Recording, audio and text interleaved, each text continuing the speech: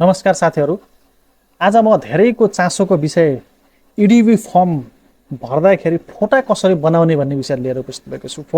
सही फोटा कसरी बनाउन सकिन्छ त भन्ने विषय लिएर म उपस्थित भएको छु। सर्वप्रथम त हामीले कुनै पनि अब फोटा बनाउनु भन्दा पहिला आफ्नो मोबाइलबाट फोटा खिच्नु पर्यो। आफैले आफ्नो मोबाइलबाट सामान्य तरिकाको फोटा खिचौँ। जस्तै पछाडि चाहिँ कम्तीमा पनि ब्याकग्राउन्ड तपाईको ब्याकग्राउन्ड चाहिँ सेतो हुनु पर्यो र सेतो ब्याकग्राउन्ड भएको अवस्थामा क्यामेरामा सिधा हेरेर र चाहिँ तपाईले चाहिँ कम्तीमा पनि बीचमा टाउको पर्ने गरेर दुवै कान देखिने गरी पासपोर्ट साइजको फोटो तपाईले आफ्नो मोबाइलबाट खिच्नु पर्यो। सुरुमा खिचिसकेपछि अब तपाईले खिचेको फोटो सही छ कि छैन भन्ने कुरा हेर्नको लागि हामी के गर्नु पर्यो त अब हामी गुगलमा जान्छौँ। अब गुगलमा गइसकेपछि सर्च गरौँ इडिभी लटरी। अब इडिभी लटरी सर्च गरिसकेपछि सुरुमा एउटा इलेक्ट्रोनिक डाइभर्सिटी भिसा प्रोग्राम भन्ने चाहिँ पेज खुल्छ। अब यसमा जाउँ। यसमा गइसकेपछि अब आफ्नो फोटो सही छ कि छैन, हामीले खिचेको फोटो सही छ कि छैन भनेर हेर्नको लागि अब सुरुमा यस्तो पेज खोल्छ। युएस डिपार्टमेन्ट अफ स्टेट भनेर चाहिँ यसरी खोलिसकेपछि अब हामी तल स्क्रोल गर्दै जाउँ। अब यहाँ देखिन्छ फोटो इन्स्ट्रक्सन। अब यो फोटो इन्स्ट्रक्सन मध्येको फोटो इक्जाम्पल भन्नेमा जाउँ। अब यो फोटो इक्जाम्पल भन्नेमा गइसकेपछि अब यहाँ देखिन्छ यसरी इन दिस सेक्सन। अब यो इन दिस सेक्सन भन्ने पार्टको तल गइसकेपछि अब हेरौँ त यहाँ के भन्छ त भन्दाखेरि अब यदि हामीसँग अलरेडी ह्याभ अ फोटो भन्नेमा अप्सनमा अब यहाँ हेरौँ फोटो टुल भन्ने छ। अब यो फोटो टुल क्लिक गरिसकेपछि एउटा इन्टरफेस खुल्छ। अब जुन इन्टरफेसमा चाहिँ हामीले खिचेको फोटो ठिक छ कि छैन भन्ने कुरा आफै चुज गर्न सक्छौँ। अब यसरी देखिन्छ। अब यसमा कस्तो कस्तो साइज पोज है कुन हुनुपर्छ भनेर यसमा देखाएको छ। हामीले हेर्न सक्छौँ कस्तो हुन्छ त नेचुरल फोटा हुनु पर्यो, ब्याकग्राउन्ड सेतो हुनु पर्यो हैन, चस्मा लगाएको तपाईको मुख ढोकिने खालको बाङ्गो फोटा त्यस्तो हुनु भएन। अब पोजिसनमा हेर्नुस्, पोज एक्सप्रेसनमा हेर्नुस् त माथि हेरेको पनि हुनु भएन, दाँत देखिएको जस्तो घोप्टी परेको हुनु भएन, सिधा तपाईले सिधा क्यामेरामा हेरेको हुनु पर्यो। हो यस्तै अब हामीले खिचेको फोटा मैले खिचेको फोटा ठिक छ कि छैन भन्ने कुरा मैले हेर्छु। अब यसमा हेरौँ। जस्तै यसमा हेर्नुस् त अब यहाँ चुज फोटा भन्ने अप्सन देखाएको छ। चुज फोटोमा जाउँ। अब चुज फोटोमा गइसकेपछि हामीले कुन फोटा चुज गर्ने हो त आफूले खिचेर राखेका फोटाहरू चुज गरौँ। जस्तै मैले राखेको छु एडीबी फाइनल भनेर यी फोटा राखेको छु। अब मैले यसमध्येको एउटा फोटा चुज गर्छु।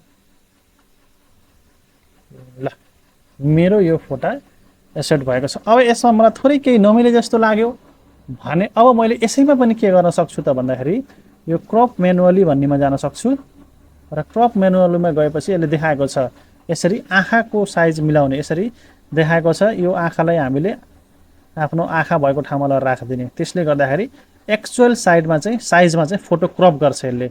अब यसलाई हामीले क्लोज ट्युटोरियल गरौँ। अब यसपछि मेरो फोटो आयो। अब मैले यो आँखालाई टिपेर बायाँ आँखालाई टिपेर सुरुमा मैले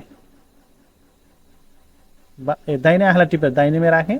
त्यसपछि फेरि बायाँ आँखालाई टिपेर मेरो आफ्नो बायाँ आँखामा लगाएर राख्दा बित्तिकै अब हेर्नुहोस् त तपाईको फोटोको साइज आयो। अब यसलाई थोरै तपाईले तलमाथि गराउनु छ भने थोरै त सार्न पनि सकिन्छ है। तपाईले यसले चाहिँ के देखाउने हो त भन्दा तपाईको फोटोको साइज देखाउने। यसले आँखा मिलाउने चाहिँ होइन है, यसले चाहिँ सेन्टर मिलाउने मात्रै हो। तपाईले मिलाउन सक्नुहुन्छ। तपाईलाई अलिकति तलमाथि भयो जस्तो लाग्यो भने तपाईले थोरै तलमाथि पनि गर्न सक्नुहुन्छ। तलमाथि गर्दाखेरि तपाईको आफ्नो फोटोको साइज चाहिँ मिल्छ है। कुन साइज तपाईको मिले जस्तो लागेको छैन त्यसै अनुसार तपाईले मिलाउन सक्नुहुन्छ। हेर्नुस् अहिले मैले यहाँ ठ्याक्क सेन्टर मिलाउनको लागि मैले आफ्नो फोटा यसरी राखेको छु।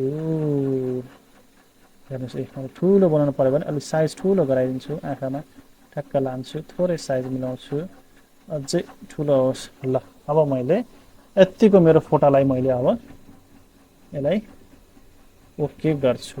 थोरै अझै मलाई साइज थोरै नमिले जस्तो लाग्यो। ल थोरै अझै मैले यसमा अझै मिलाउँछु। यो आँखालाई मैले थोरै यता सारेर यो आँखालाई यता सार्दाखेरि अलि यता गयो। हेर्नुहोस् है, म फोटो मिलाउँदैछु। यसरी मिलाउँदाखेरि मेरो फोटोको साइज मिल्यो। ल अब मलाई चाहिँ यति भइसकेपछि मेरो फोटो मिले जस्तो लाग्यो।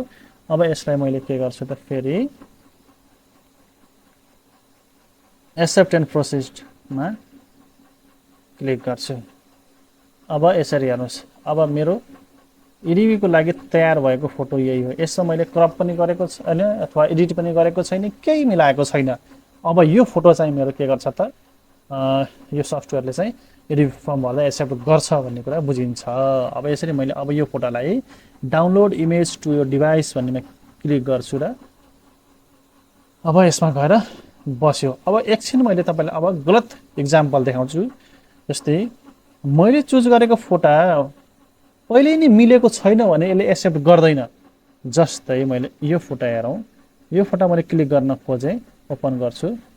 ल हेर्नुहोस् है, तपाईँको फोटो पहिले मिलेको छैन भने यो photo has been rejected for the following reason भनेर भने देख्नुभयो। अब यो फोटो नै लिएन हो, तर मैले खिचेको अर्को फोटो मानौँ मैले यो फोटो सिलेक्ट गर्न खोजेँ भने मिलेको छ कि छैन भन्ने कुरा हेर्नुहोस्। यो फोटो लियो, यसको मतलब हामीले सुरुमा नै फोटो खिचेर बिचमा पर्ने गरेर सेन्टर मिलाएर आँखा सिधा भएको कान देखिने खालको र कुनै पनि एडिट नभएको फोटो छ भने यसले एक्सेप्ट गर्छ। अब यो फोटोलाई पनि मैले के गर्छु त थोरै म्यानुअली क्रप गर्छु। अब यसमा पनि मैले क्लोज टु ट्रेल गर्छु। अब मैले थोरै आँखाको साइजमा यो लगाएर राखिदिइसकेपछि यसले अटोमेटिक आफूलाई चाहिने फोटो चाहिँ के गर्छ त साइज लिन्छ। ल हेर्नुहोस्, अब यसले अटोमेटिक आफूलाई चाहिने साइज लिएको छ।